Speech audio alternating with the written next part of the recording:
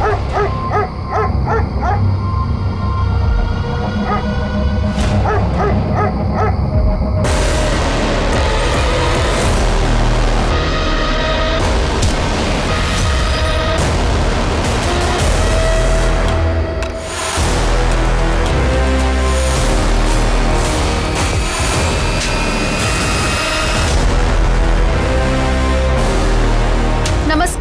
मैं Divyanka Tripathi Dahiya crime petrol सतर्क women against crime की इस श्रृंखला में आपका स्वागत करती हूँ। धैर्य, समय और उम्मीद से बना हुआ वो बांध है जिसके टूटने का खतरा हमेशा ही बना रहता है। लेकिन जिंदगी में कभी कभी ऐसे मौके आते हैं जब हमारे पास धैर्य के अलावा और कुछ नहीं होता। कुछ ऐसा ही हो रहा था हमारी आज की कहानी में एक पिता के साथ। 20 साल पहले हुए हादसे की सच्चाई जानने के लिए इस पिता ने 20 साल का लंबा इंतजार किया। 20 साल सुनने में ही कितने लंबे लगते हैं। सोचिए, इंसाफ के लिए ये 20 साल, धैर्य के लिए ये 20 साल एक पिता के लिए कितने ज्यादा लंबे रहे होंगे।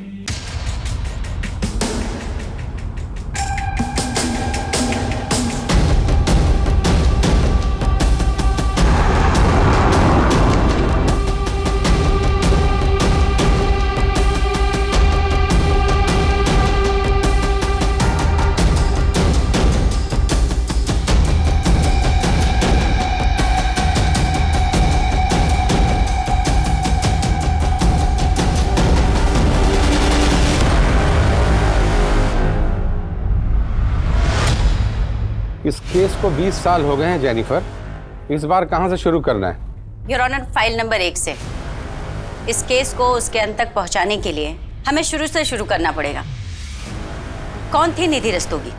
21 साल उम्र की, lady college of art and commerce में पढ़ने वाली, फाइनल ईयर स्टूडेंट या कोई और? योर ऑनर, ये उसकी पर्सनल डायरी है। I would like to read. Sure. Entry date 26 November 1994। आज का मेरा टारगेट कंप्लीट हो गया। मुझे अपने फ्यूचर के लिए और ज़्यादा मेहनत करनी होगी। 27 नवंबर 1994। आज का दिन बड़ा अच्छा था। मेरे सेमेस्टर रिजल्ट से पापा बहुत खुश थे। वैसे मैं खुद को तो कॉन्ग्रेचुलेट करना भूल गई। मिसेस डायरी, अब मैं टीचर बन गई हूँ, मैथ्स टीचर। 600 रुपीज़ सैलरी है मेरी। सिर्फ 100 रुपये अपने लिए रखूँगी और 500 रुपये पापा को दिया करूँगी। I am very happy. Nidhi, ऐसी बहुत सारी पॉजिटिव एंट्रीज हैं, अच्छे थॉट्स। योर ऑनर, निधि की मौत के कुछ हफ्ते पहले से उसी के घर से इस केस की शुरुआत हुई। निधि, अभी ये सब करने की क्या जरूरत है? बाद में करो ना। अरे बस हो गया पापा। अभी जाना जरूरी है क्या? न्यू ईयर मना के जाओ ना। अरे पापा, बस एक बार ग्रेजुएशन कंप्लीट हो जाए और सीए का एग्जाम दे दूं, फिर न्यू ईयर क्या, होली दिवाली सब साथ में मनाएंगे। दीदी, अब निशी क्यों चिल्ला रही है? ये सब छोड़, फटाफट आओ ना। पहले बार चलो। अरे अरे आओ तो सही, तुम चलो तो सही। ये देखो दीदी, ये कितना प्यारा है। कौन निशी? ये तुमने सजाया? हाँ दीदी, और ये देखो दीदी, सेंटा का बास्केट जिसके अंदर सेंटा हमारे गिफ्ट्स रखेगा। सुन लिया ना सेंटा? क्या नहीं समझी? मुझसे भी हाइट में लंबी हो गई है और तुझे अभी तक नहीं पता चला कि सेंटा कोई और नहीं, पापा है। याद कर, हम हर बार रात के 12 बजे बाहर जाते थे सेंटा को देखने, तो पापा कुछ ना कुछ भूल जाते थे। जैसे मेरा पर्स खो गया, मेरी वॉच रह गई।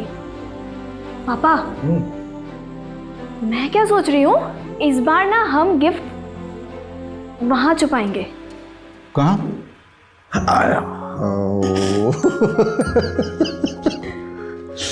बच्चों, ये सेंटा जो है ना, ये असल में होता है।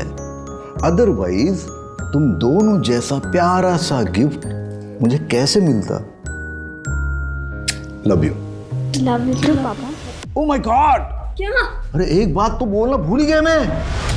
Wish you very happy birthday. Thank you पापा। हैप्पी बर्थडे दीदी। Thank you. Happy birthday to you, happy birthday to you.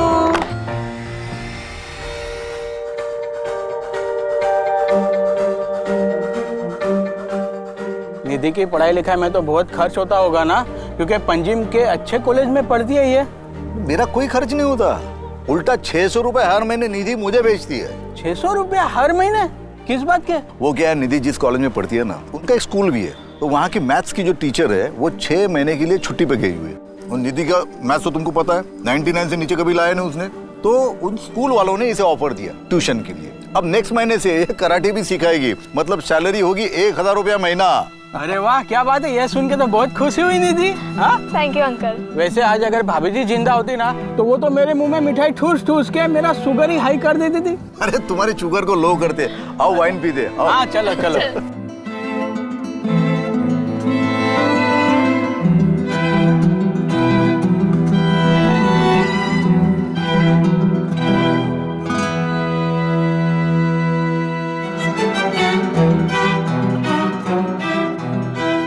Take care बेटा। और हाँ, 24 घंटे ना किताबों में घुसे मत रहना, थोड़ा खाने पीने का भी ध्यान रखना। है?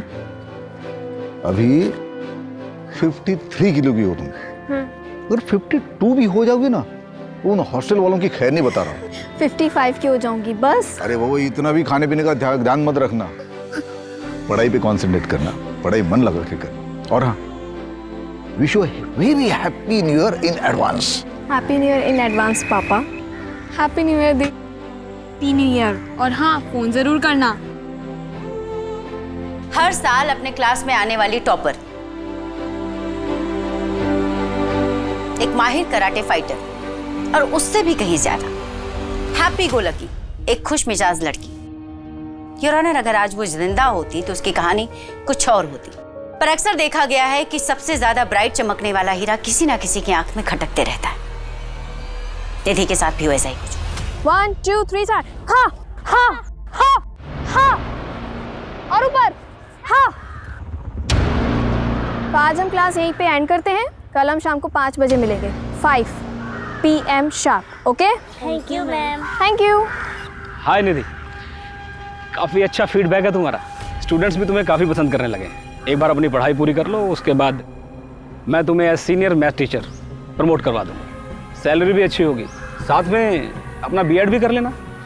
Thank you very much sir. अरे थैंक यू की कोई बात नहीं, यू डिजर्व इट। अच्छा, तुम्हारे पास मेरा लैंडलाइन नंबर है, कोई भी काम हो कॉल मी एनी टाइम, दिन हो या रात, सोचना मत, just come to my home. Take care. Take care sir. मेरा सामान किसने फेंका? मैंने। जानवी, तुम्हारा प्रॉब्लम क्या है? प्रॉब्लम है ना तू है। ये जो तेरा अटेंशन सीकर वाला एटीट्यूड है ना, ये जरा अपने पास रख। तुम्हारी प्रॉब्लम्स, प्लीज मेरी जगह से निकल जाओ। वरना क्या कर लेगी? हाँ, 2-4 कराटे के मूव्स दिखाएगी। चल दिखा, चल दिखा दिखा जानवी। ओए, क्या हो रही है? चलो दोनों अपनी जगह पे। वार्डन दीदी, प्लीज मेरा रूम चेंज कीजिए, मुझे यहाँ नहीं रहना। वार्डन दीदी, आप है ना इसको इस सड़ियल रूम में रहने दीजिए, आप मेरा ही रूम चेंज करवा दीजिए। Janvi, mind your tone.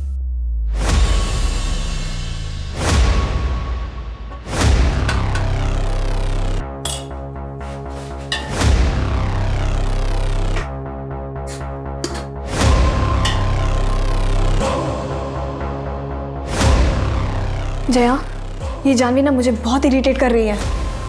क्यों इसके मुंह लग रही है?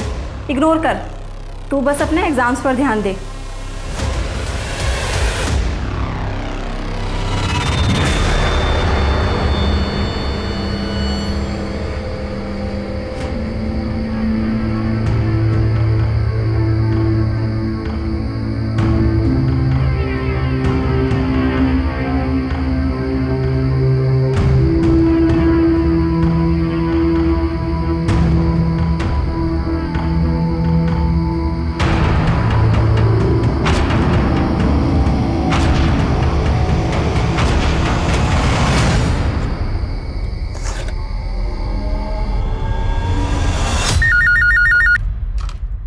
हेलो पापा।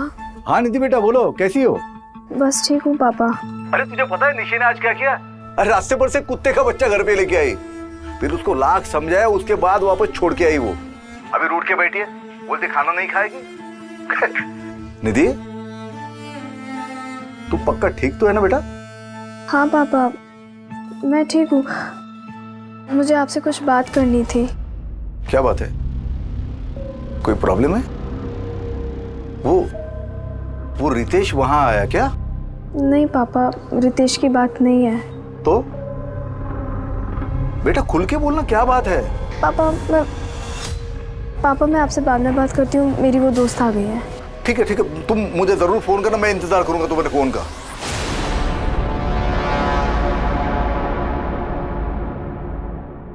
लेकिन निधि का कॉल आया नहीं। अपनी बेटी के साथ हुआ ये फोन कॉल उन दोनों के बीच का आखिरी फोन कॉल था।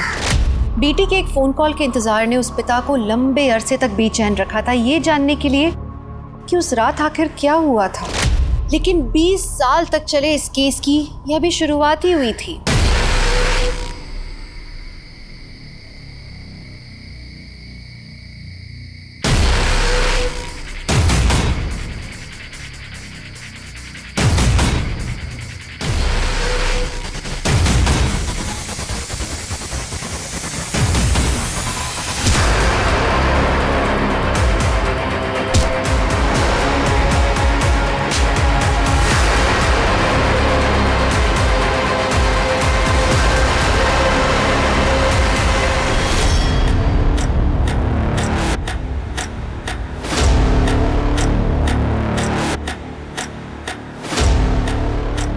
सर, फोन आया था, कुछ सामान बिखरा हुआ है और लड़की सुबह से गायब है। सारे हॉस्टल को अच्छे से चेक करो।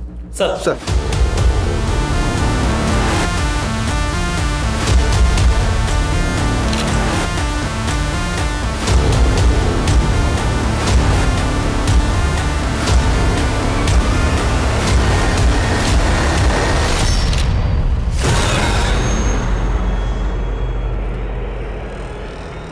सर, ये चप्पल तो निधि की है। उदय, पूरा कमरा अच्छे से चेक करो।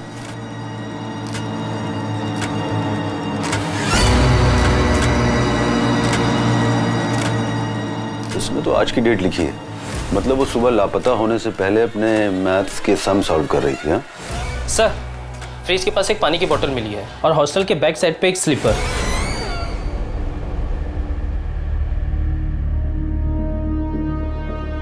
सर, यहाँ मिली है चप्पल।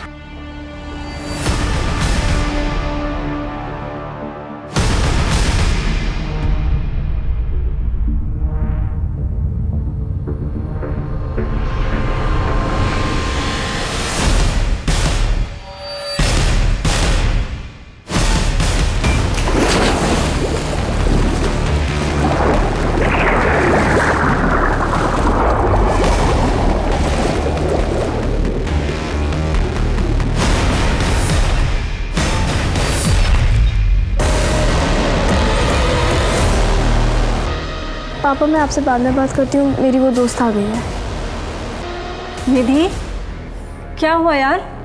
तू बहुत परेशान लग रही है। नहीं बस सब ठीक है। क्या बात है? तेरी आंखें क्यों भरी हुई हैं?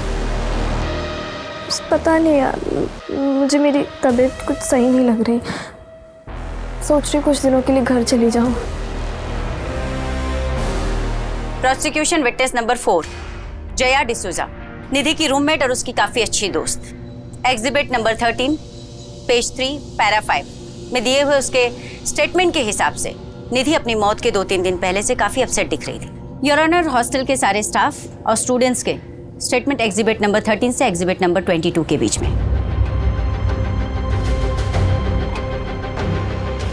सर, यकीन ही नहीं हो रहा कि निधि अब हमारे बीच नहीं रही। पता नहीं उसने ये सब किया ही क्यों। क्या तुम्हें लगता है ये आत्महत्या हो सकती है? सर, उसकी फैमिली में सुसाइड हिस्ट्री रही है। उसकी माँ ने भी सुसाइड किया था।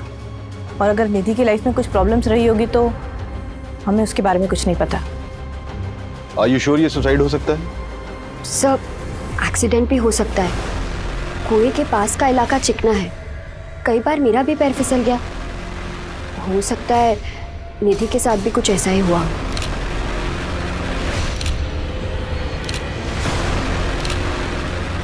और ये गले के मार्क्स का पिक्चर लेना, सारे बॉडी पार्ट्स की प्रॉपर पिक्चर चाहिए। सर, इंस्पेक्टर प्रमोद माथुर है। बहुत बुरा नहीं लीमा जी, बच्ची ने सुसाइड कर ली। आप कौन? सतीश माथुर, इस इंस्टीट्यूशन का ट्रस्टी। देखिए इंस्पेक्टर, ये जो कुछ भी हुआ है इसे जल्दी से वाइंड अप कीजिए। बच्चे डरे हुए हैं, फालतू का तमाशा हो रहा है। देखिए, हमें शक है ये सुसाइड के अलावा भी कुछ हो सकता है। तहकीकात तो करनी पड़ेगी। ठीक है, जो कुछ भी करना है आधे घंटे में कीजिए और निकलिए यहाँ से। नीलिमा जी, बच्चे के परिवार वालों को फ़ोन कर दीजिए, जो भी मदद हो सके कीजिए, थोड़े बहुत पैसे भी दीजिएगा।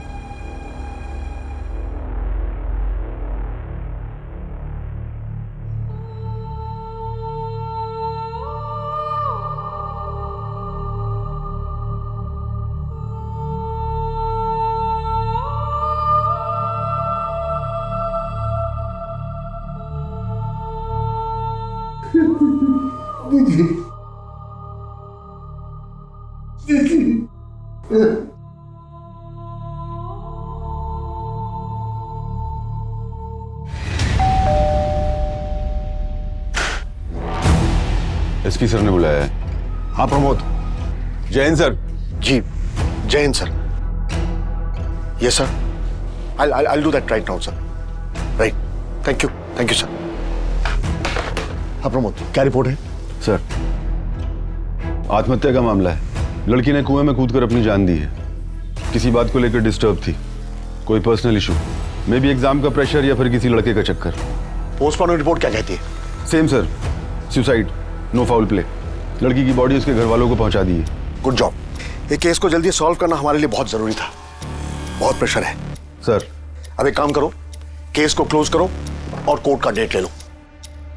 सर, लेकिन ये कैसे पॉसिबल है बताइए? It's not possible. सर, ये लोग क्या बोल रहे हैं कि मेरी बेटी ने आत्महत्या की? ये पॉसिबल नहीं है। वो तो सीए बनना चाहती थी, उसके हाल ही में मैथ्स के टीचर की जॉब लगी थी, वो बहुत खुश थी। सर, वो आत्महत्या क्यों करेगी? देखिए, मैं समझ सकता हूं कि आपके लिए ये मानना काफी मुश्किल है कि अब आपकी बेटी इस दुनिया में नहीं है, लेकिन सच को तो एक्सेप्ट करना ही होगा। सच ये है कि उसने आत्महत्या नहीं की है। जरूर दूसरी कोई बात है जो आप छुपा रहे हैं मुझसे। आप एक काम करिए, उस रितेश को जाके उठाइए, वो मेरी बेटी को परेशान करता था। हाय निधि, कैसी चल रही तेरी सीए की तैयारियां? एकदम अच्छे से। तू कैसा है? अंकल कैसे? अरे एकदम बढ़िया। परसों आ रहे तेरे घर। क्यों? मेरे घर क्यों? अरे हमारी शादी की बात करने। रितेश, मुझे अभी किसी से शादी नहीं करनी। इतनी बड़ी हो गई है, अब कब तक सिंगल रहेगी? और ये शादी के बाद पढ़ाई लिखाई में क्या रखा है? मैं क्या बोल रहा हूँ, मेरे घर में कोई नहीं है, आज चले जा। क्या बोला? क्या बोला? निधि छोड़, निधि छोड़, तू बहुत बड़ी मिस्टेक कर रही है। निधि छोड़, देख लूंगा तुझे। सर, मेरी बेटी निधि मुझे हर बात बताती थी। उसने मुझे रितेश के बारे में भी बताया था। तो मैं रितेश के घर गया, उसके बाप के साथ बात की मैंने, तो उस बात के लिए तो रितेश चुप हो गया था, लेकिन शायद ये बात उसके मन में घर कर गई हो और उसने बदला ले लिया इस बात का। तो आपके कहने का मतलब यह है कि रितेश सुबह सुबह आपकी बेटी के हॉस्टल पहुंचा, जहां पहले से बहुत सारी लड़कियां थी, और उन सबके बीच वो उसको उठाकर नीचे लाया, उसको मारा और कुएं में फेंक दिया, और किसी ने एक आवाज तक नहीं सुनी। कैसी अजीब बातें कर रहे हैं आप। देखिए, अब आप हमें शांत रहने दीजिए और खुद भी थोड़ा शांति महसूस कीजिए। बेटी मरी है आपकी। महज एक हफ्ते में लोकल पुलिस टीम ने इस केस को आत्महत्या बताकर बंद कर देना चाहा, और हिंदुस्तान की किसी भी अदालत में ये पहला ऐसा केस था जहां पर अदालत खुद ये मानने के लिए तैयार नहीं थी कि निधि ने आत्महत्या की। कोर्ट का सीधा सा सवाल था कि अगर निधि ने आत्महत्या की है तो हॉल में सामान बिखरा हुआ क्यों है, और उसकी बॉडी पर स्ट्रगल के साइन क्यों हैं। उसके बाद कुल मिलाकर पिछले 15 सालों में 6 टीमों ने इस केस की इन्वेस्टिगेशन की, पर उनमें से कोई भी टीम किसी भी नतीजे पर नहीं पहुंची। फिर स्पेशल यूनिट को यह केस 5 साल पहले यानी कि 2010 में सौंप दिया गया, जिसमें मैं और मेरी टीम अपॉइंट हुए।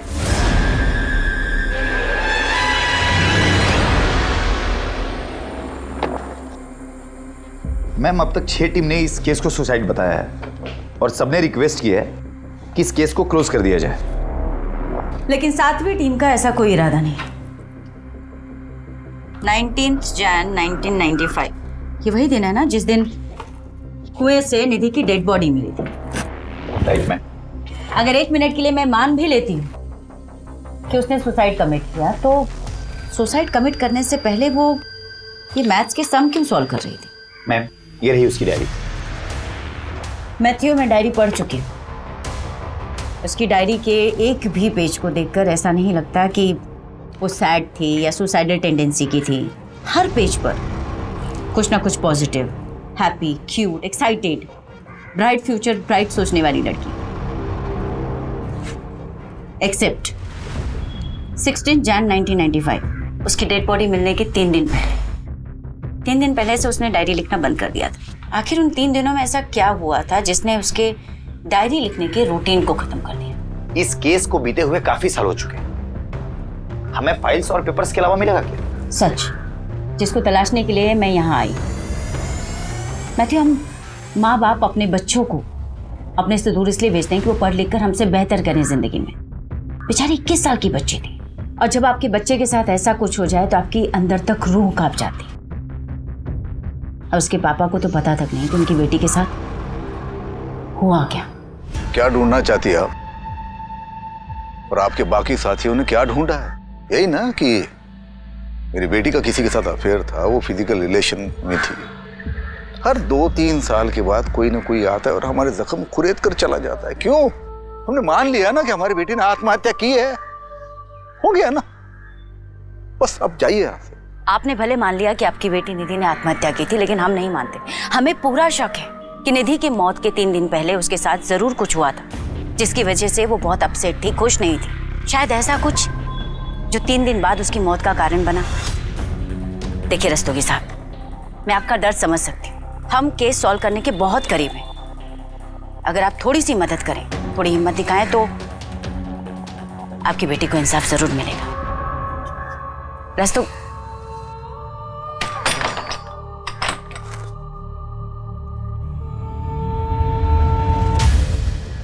मैम, ये रही निधि की ऑटोप्सी रिपोर्ट। ये फर्स्ट रिपोर्ट और ये डिटेल रिपोर्ट। ऑटोप्सी रिपोर्ट के मुताबिक निधि के सर पर काफी गहरी चोटें थी, 4 चोटें। और इनिशियल इन्वेस्टिगेटिंग ऑफिसर्स की थ्योरी थी कि ये चोटें कुएं में गिरने की वजह से भी आ सकती हैं। तो इस थ्योरी का प्रैक्टिकल करके देख लेते हैं।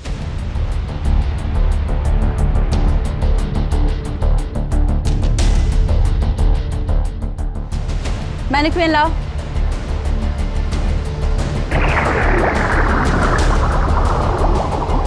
सर, एक तरफ अगर एक कॉन्शियस इंसान पानी में डूबने से मरे और दूसरी तरफ एक अनकॉन्शियस इंसान पानी में डूबकर मरे, तो दोनों ही हालातों में काफी फर्क होता है।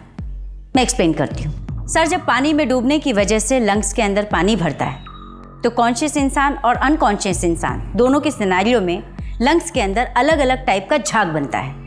क्योंकि जो कॉन्शियस इंसान होगा उसकी सांसें तेज होंगी, वो छटपटाएगा, बाहर निकलने की कोशिश करेगा, भले ही वो आत्महत्या के इरादे से ही पानी में क्यों ना कूदा।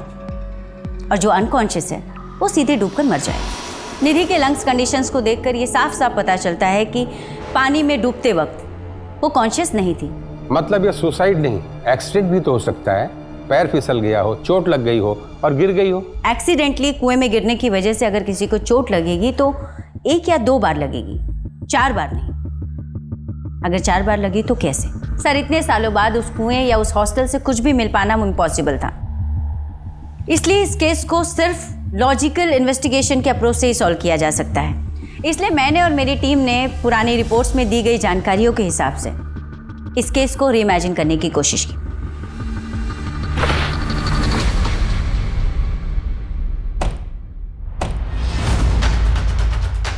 रिपोर्ट्स के मुताबिक निधि का बेड ये था, और सुबह के करीब 4 बजे जब सब लोग सो रहे थे, निधि यहाँ बैठकर सम सॉल्व कर रही थी। सम सॉल्व करते करते सुबह के करीब 4 बजे उसे प्यास लगी और वो फ्रिज का पानी पीने के लिए नीचे चला।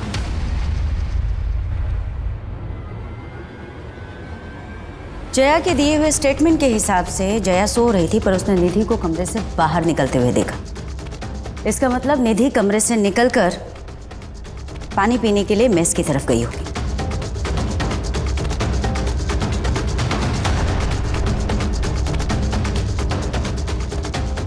पुलिस फाइलिंग के हिसाब से आज से 15 साल पहले फ्रिज यहाँ कहीं था, जहाँ पर उन्हें एक गिरी हुई बॉटल भी मिली थी। शायद वही बॉटल जिससे निधि ने पानी पिया होगा। पोस्टमार्टम रिपोर्ट के हिसाब से निधि की डेथ सुबह 6 बजे के करीब हुई, जबकि वो पानी पीने के लिए अपने कमरे से सुबह 4 बजे नीचे उतरी, यानी कि 2 घंटे। इन 2 घंटों में उसके साथ क्या हुआ? 1 मिनट के लिए मान लेती हूँ कि उसकी हत्या 20 से 30 मिनट में हुई, फिर भी बचे 1.5 घंटे। 1.5 घंटे निधि कहाँ थी? मैम, रिपोर्ट के मुताबिक नीलिमा इस कमरे में रहा करती थी। नीलिमा इस हॉस्टल की केयर टेकर हुआ करती थी, लेकिन हादसे वाली रात नीलिमा ने न तो कुछ देखा और न ही कुछ सुना। ऐसे लगता है निधि को किसी ने हिप्नोटाइज करके बड़े आराम से सब कुछ करा दिया। क्या हुआ मैडम, कुछ पता चला आपको? इन्वेस्टिगेशन हो रही है, पता भी चल जाएगा।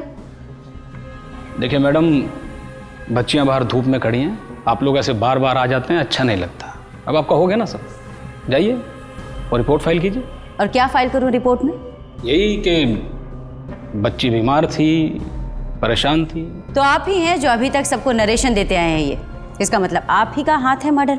अरे मैडम, मर्डर वर्डर कुछ हुआ ही नहीं था, और मुझ पर इल्ज़ाम लगाने से पहले अब सबूत लेकर आई। आपसे पहले भी बहुत टीमें आई, खूब छानबीन की, हीरो बन गए सब लोग। फाइनली केस क्लोज करके चले गए ना, आप भी चली जाएंगी।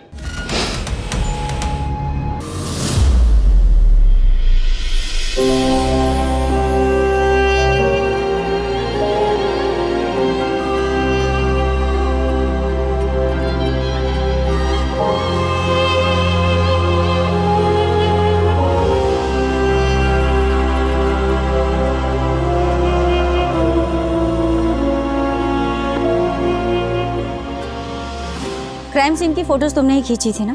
कुछ अजीब सा लगा था तुम्हें, जिससे हमें ये पता चल सके कि एग्जैक्टली उस रात हुआ क्या था? आपके पास डेड बॉडी के सिर्फ 3 फोटो हैं, मैंने 7 सबमिट किए थे। 7? पर पुलिस फाइल में तो इसका कहीं कोई जिक्र नहीं। लड़के के गले पे नाखून के निशान थे, उसके सिर के पीछे जो चोट लगी थी वो लंबाई में कट था, शायद किसी लकड़ी या ऐसी किसी चीज़ से मारा गया हो। लेकिन कोर्ट में सिर्फ 3 ही फोटो सबमिट हुई। तो बाकी की 4 फोटो तुम्हारे पास हैं? 15 साल हो गए मैडम। उस वक्त हमारा काम सिर्फ रील पे चलता था, रील और कैमरा दोनों तोड़ दिए गए हमारे। किसने तोड़ा? आपकी हर एक टीम को बताया था मैडम। पहली टीम पर ऊपर से बहुत प्रेशर था, शायद कोई पहुंचा हुआ आदमी शामिल था। स्टेटमेंट दोगे? कितनी बार दूं सर? ठीक है मैडम, दे देते हैं, लेकिन होगा क्या? आपके पास भी किसी ऊपर से फ़ोन आएगा और आप भी स्टेटमेंट सबमिट नहीं कर पाओगे। पहुंचा हुआ आदमी? आखिर कौन है ये पहुंचा हुआ आदमी जिसने आज से 15 साल पहले पुलिस रिकॉर्ड, स्टेटमेंट सब कुछ मैनेज कर लिया? जरूर पहले की टिप्स पर इस आदमी का दबाव रहा होगा। कहीं हम पे भी यह दबाव बनाया तो? नहीं मैं थी। अब 15 साल हो चुके, मुझे नहीं लगता कि अब वो कुछ कर पाएगा। पर फिर भी अगर हम पे कोई प्रेशर आया तो? फिर तो और अच्छा होगा, हमें आसानी होगी उसे ट्रैक करने में। मैडम, पिछले 15 सालों में टीवी पर न जाने कितने सारे केसेस सुने, सबको इंसाफ मिला, कुछ नहीं तो अरेस्ट तो हुआ, लेकिन मेरी निधि को आज तक इंसाफ नहीं मिला। सर, माफी चाहती हूँ, आपको अपनी बेटी के इंसाफ पाने के लिए इतना लंबा इंतजार करना पड़ा, बट आई प्रॉमिस कि मैं पूरी ईमानदारी से इन्वेस्टिगेशन करूंगी, एक भी पहलू नहीं छोड़ूंगी। बेटी के खोने का दर्द क्या होता है मैं समझ सकती हूँ, मेरी भी एक 6 साल की बेटी है। सर, मैं जानना चाहती हूँ कि इन 15 सालों के दौरान जो भी टीम इन्वेस्टिगेशन कर रही थी, कभी भी आपको ऐसे महसूस हुआ कि उन पर कोई दबाव डाला जा रहा है, उन्हें प्रेशराइज किया जा रहा है कि वो केस को रफा दफा कर दें?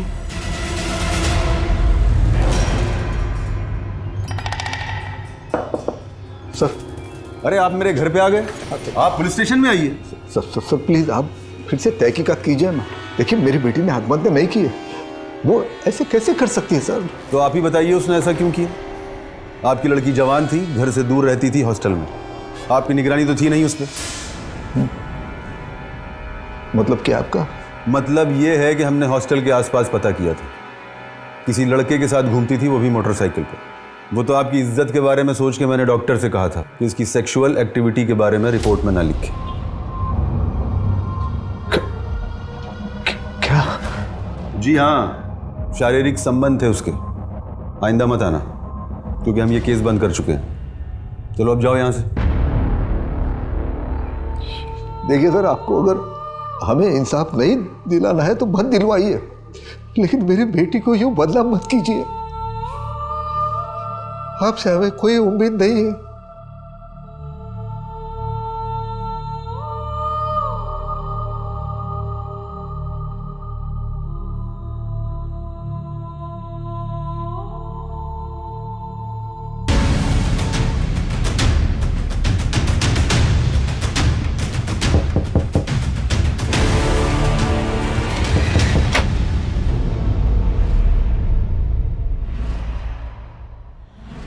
फिर नई टीम, आप भी तहकीकात कर लीजिए, लेकिन होने वाला कुछ नहीं। हमने जो चार्जशीट फाइल की थी वही एक्यूरेट थी मैडम।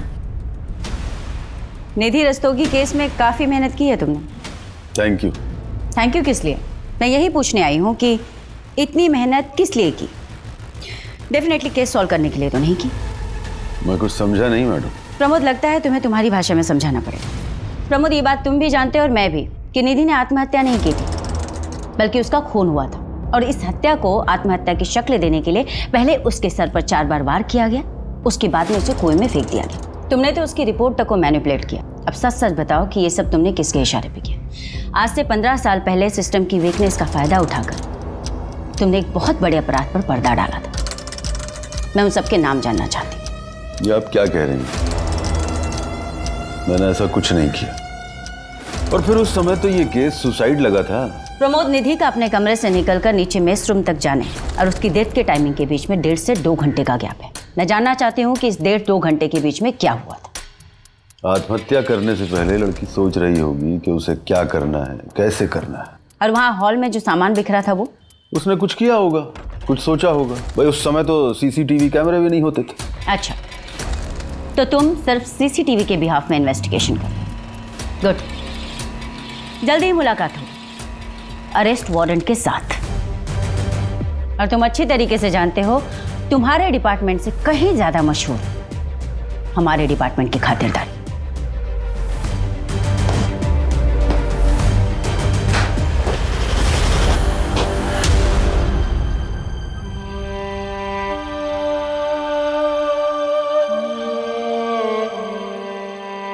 पापा, मैं ना ये सब उंगलियों पे जोड़ जोड़ के ना तंग आ गई हूँ।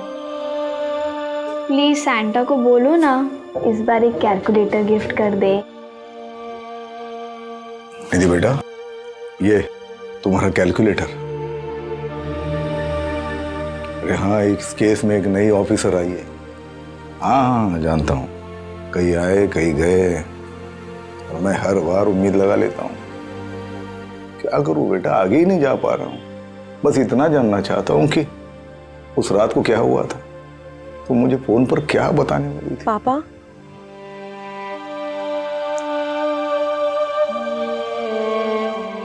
हर बार यही सोचता हूँ कि अगर थोड़ा सा फोर्स करके उसी रोज पूछ लेता, क्या पता शायद दूसरे दिन में तुम्हें मिलने चला आता और शायद आज तुम हमारे साथ होती।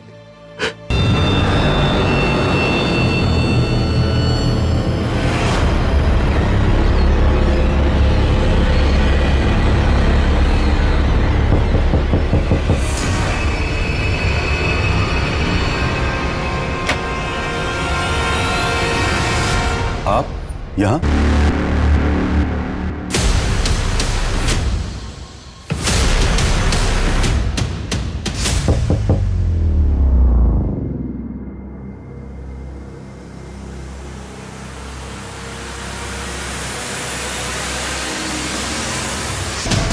Your honour, inspector Pramod Sharma ji को जहर देकर मारा गया था। इंस्पेक्टर प्रमोद शर्मा की टीम इस केस पर काम करने वाली पहली टीम थी जिन्होंने निधि की डेड बॉडी, उसके कपड़े, उसका रूम अच्छे से देखा और इस केस से जुड़े सारे एविडेंस कलेक्ट किए।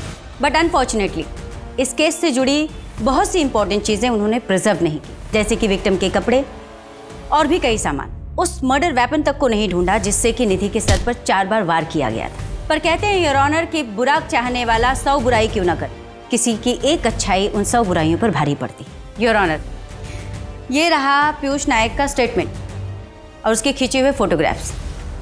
योर ऑनर, पीयूष नायक वो फोटोग्राफर है जिसने क्राइम सीन की फोटोग्राफी की थी। योर ऑनर, जो कोई भी बहुत ही पावरफुल और पहुंचा हुआ इंसान है, तभी पुलिस इन्वेस्टिगेशन से लेकर एविडेंस डिस्ट्रॉय करवाने तक हर जगह उसका अच्छा खासा इन्फ्लुएंस है।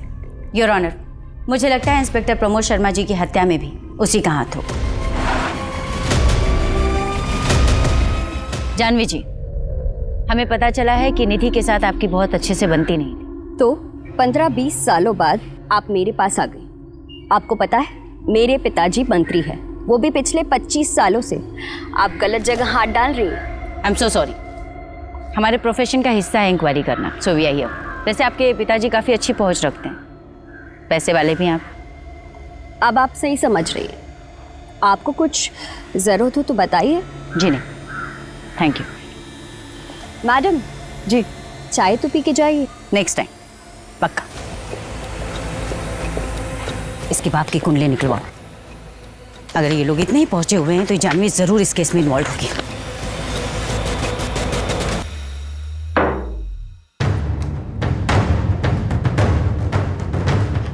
जानवी के बाप के बारे में कुछ पता चला? खबरी नेटवर्क एक्टिव है, बहुत जल्द पता चल जाएगा। कहाँ पता चलेगा मैथ्यू? हम जितनी इन्वेस्टिगेशन करते जा रहे हैं, हर लीड हमें डेड एंड की तरफ लेके जा रही है। हर कोई कहता है कोई पहुंचा हुआ आदमी इन्वॉल्व है, पहुंचा हुआ आदमी इन्वॉल्व है। कौन है ये पहुंचा हुआ आदमी?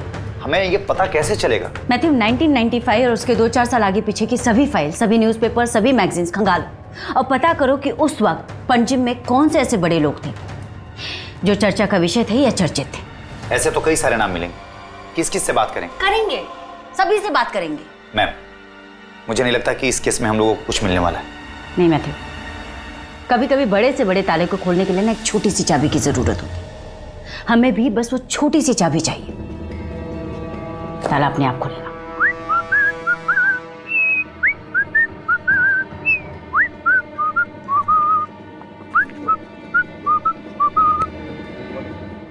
एक्सक्यूज मी दोस्त, पैराग्लाइडिंग करेंगे? पैराग्लाइडिंग ये भाई मैम, अपना जेस्की है, स्कूबा डाइव है, सब एकदम पैकेज में करा दूंगा, डिस्काउंटेड। ये बता लूँ।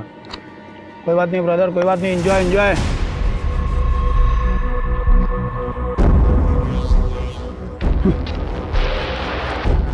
अब घर पे उड़ के जाना।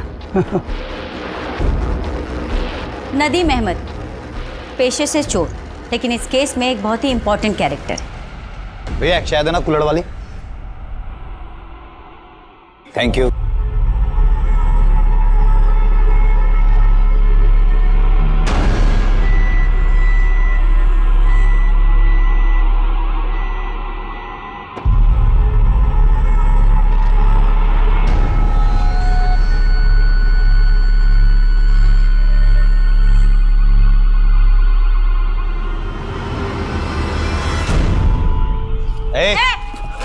भागता कहाँ है? मैंने कहा था ना, ये चोर नहीं जादूगर है। पर आप लोग हो कौन? Special unit. वो जो टीवी पे बताते हैं वो? गोवा सुर्खियां। आज से करीब 18 साल पहले तूने स्टेटमेंट दिया था कि तू चोरी करने के इरादे से एक गर्ल्स हॉस्टल में गया था और वहां तूने कुछ और देखा। क्या देखा? नदीम अहमद एक चोर का कैरेक्टर क्वेश्चनेबल है। योर ऑनर, पिछले 20 सालों से जिस केस में कोई जवाब नहीं मिला, वहां पर चीजें क्वेश्चनेबल तो दिख रही हैं। वैसे हमने इस चोर पर आंख बंद करके भरोसा नहीं किया है। नदीम, कहाँ है तुम्हारा बंदा? वो देखो मैडम, आ गया। मैडम, ये असलम है, न्यूज़पेपर और दूध बेचने का काम करता था।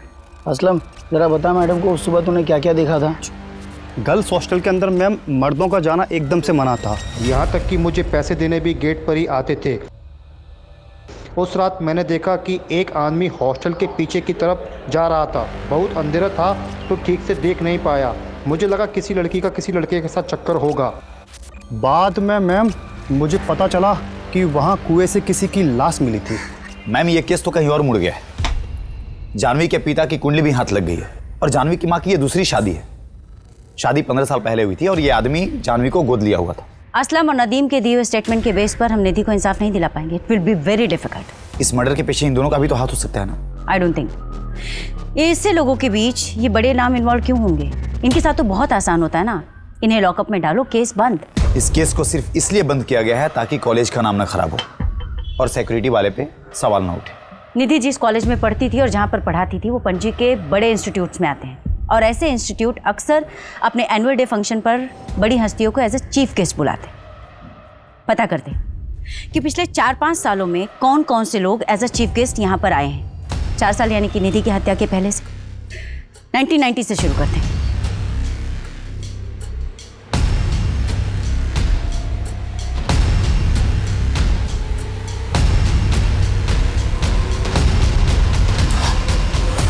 मैम, मैंने सारे फोटोज देखे और इन फोटोज में मुझे कुछ पावरफुल लोग दिखे, लेकिन कनेक्शन कैसे ढूंढेंगे? मैथ्यू, मुझे लगता है ना कि हमें नए सिरे से शुरुआत करनी चाहिए।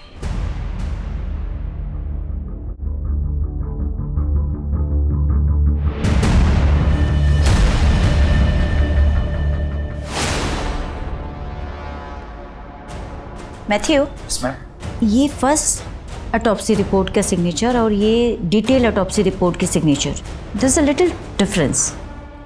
थोड़ा मैन्यूट सा फर्क है।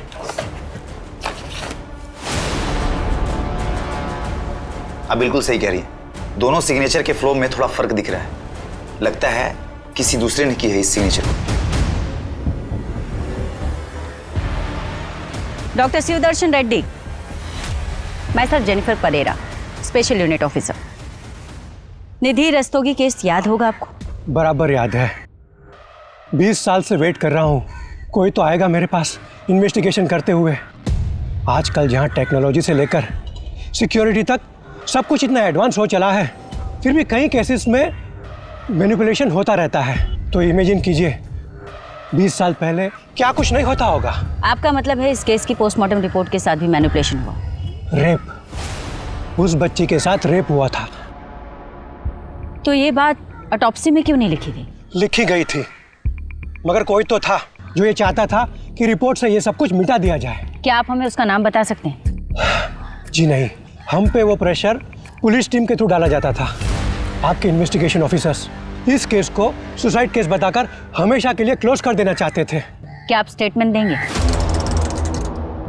निधि रस्तोगी केस में आप भी इन्वॉल्व थे ना? मैं जानना चाहती हूँ कौन प्रेशराइज करवा रहा था? कौन नहीं करवा रहा था प्रेशराइजमेंट, बस सभी तो लगे हुए थे इस केस को ख़त्म करने में। मुझे भी धमकियाँ मिली। 21 साल की बच्ची थी वो। आपने भी तो प्रेशराइज किया था डॉक्टर रेड्डी को, नहीं? उदय जी, आई कैन अंडरस्टैंड, उस समय आपके पास पावर नहीं थी, पर आज मैं आपको पावर दे रही हूँ। आप रिवॉल्व कर सकते हैं। देखिए, एक एक्स गवर्नमेंट ऑफिसर की स्टेटमेंट बहुत मैटर करती है। अगर आप अपनी स्टेटमेंट दे दें तो एक परिवार को जस्टिस मिल जाएगा। नहीं मिलेगा जस्टिस मैडम, मैंने गिल्ड में रिजाइन दे दिया, लेकिन प्रमोद सर के साथ जो हुआ उसके बाद मुझे अपने और अपने परिवार की सिक्योरिटी के बारे में सोचना था। मैं गारंटी देती हूँ आपकी सिक्योरिटी की। 20 साल से एक बाप वेट कर रहा है जिसे पता ही नहीं कि उसकी बेटी के साथ हुआ क्या था, क्या हुआ था उस रात। अगर आप हिम्मत करेंगे तो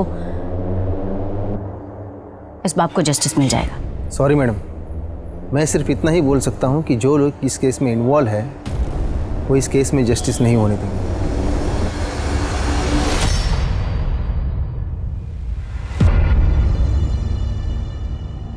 लगता है हमें भी इस केस को सॉल्व करने में 20 साल लग जाएंगे। पता काफी लोगों को है, पर कोई कुछ नहीं कहना चाहता।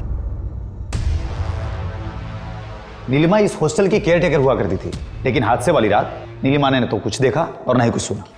निधि का रेप हुआ था ना, हॉल में सामान भी बिखरा पड़ा था और नीलिमा का कमरा मेस रूम के बगल में। माना कि वो सो रही थी, पर कुछ तो आवाज सुनी होगी उसने। मैथ्यू, वो नीलिमा की फाइल देना, उसकी पिक्चर सर। ये रही।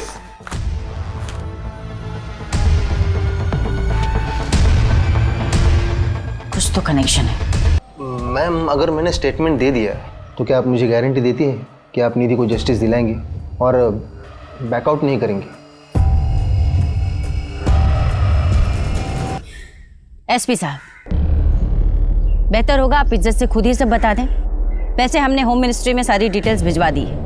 हमें पता है कि आप वही ऑफिसर हैं जिन्होंने इन्वेस्टिगेशन टीम पर प्रेशर डाला था। केस को क्लोज करो और कोर्ट का डेट ले लो। सर, नदीम हमें सब कुछ बता चुका है, पूरी थ्योरी रेडी है हमारे पास। और वो PSI ऑफिसर जिन्होंने अर्ली रिटायरमेंट ले ली थी आपके प्रेशर की वजह से। अब आप बताएंगे कि आपने ये सब किसके लिए किया या किसके कहने पर किया? मैं उन्हें मना नहीं कर पाया, गुरु माना है मैंने उन्हें। हर इंसान में गलत भावना होती है, लेकिन हमें उसे काबू में रखना है। जब हमारा ध्यान अच्छी बातों में लगाएंगे तब सब कुछ अच्छा होगा। We have to move forward in our life. पीछे मत देखो, जो हुआ अच्छे के लिए होता है। हर इंसान में अच्छा करने की ताकत होती है। पॉजिटिव एनर्जी में जो ताकत है ना, वो किसी और चीज में नहीं। जब आप सोचते हो आई एम द बेस्ट, आप बेस्ट हो जाते हो। तो से with me, I am the best, I am the best, I am the best, I am the best. Donation पहुंच गई?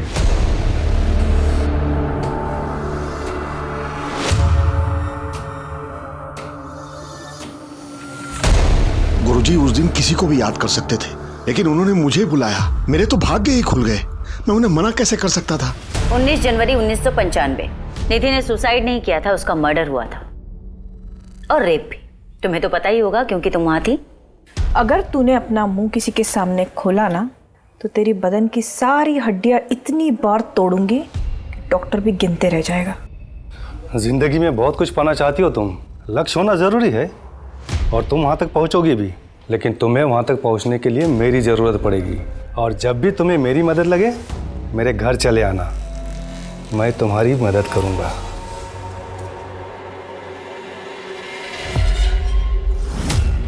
आज जब गुरुजी आए थे ना तुम सबसे मिलने, उन्हें तुम बहुत पसंद आई। पता है इतनी छोटी सी उम्र में तुझे प्रिंसिपल बनाने का सोच रहे हैं। 6,000 रुपए महीने कमाएगी तू, लाइफ तो सेट है तेरी। फिर अपनी छोटी बहन को भी ले आना, गुरुजी का दिल बहुत बड़ा है, उसे भी आशीर्वाद दे देंगे। दिमाग खराब है तेरा। मैं ना तुम सबकी पोल खोल दूंगी।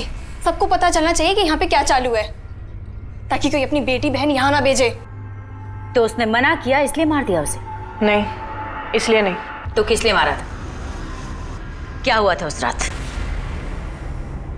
सर, निधि एक कराटे चैंपियन थी। इन्हें पता था कि उसके होश में रहते ये उसका कुछ नहीं बिगाड़ सकते, इसलिए इन्होंने धोखे से उस पर वार किया। सर, संजय और कमल ने मिलकर बड़ी ही बेरहमी से निधि का बलात्कार किया और केस को गुमराह करने की कोशिश की।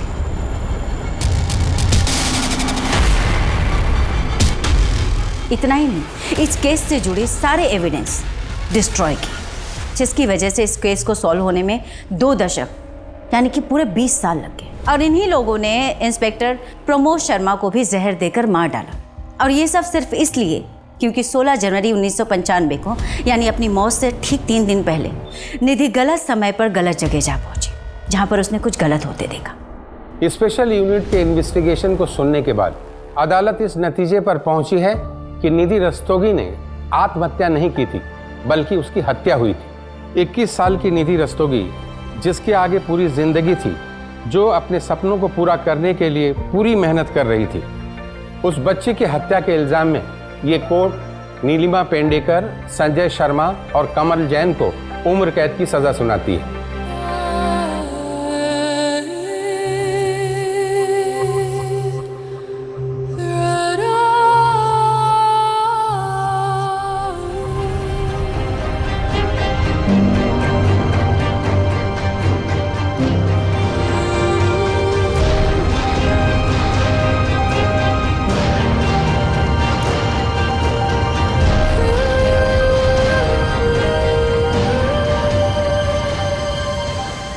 इस केस में justice was delayed but not denied.